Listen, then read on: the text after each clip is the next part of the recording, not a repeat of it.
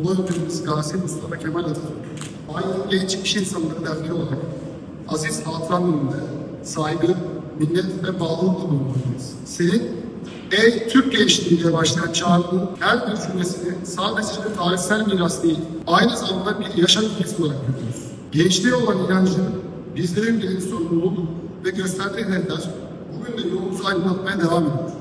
Bizler Cumhuriyet'in genç ve üretken bireyleri olarak değerlerine yürekten bağlıyız. Akıl, bilim ve çağdaşlık rehberliğinde sadece kendimiz için değil, ülkemiz için çalışan, üreten, gelişen ve geliştiren insanlar olma kararlılığındayız. Ekonomik, sosyal ve kültürel alanda daha güçlü bir Türkiye için elimizi taşın altına koymaktan onur duyuyoruz. Çünkü biliyoruz ki senin açtığın yolda yürümek yalnızca görev değil, aynı zamanda bir şeref. Cumhuriyetimizin 2. yüzyılında umutla, inançla ve hiç durmadan çalışmaya devam edeceğiz. Saygı, özlem ve sonsuz bağlılıkla.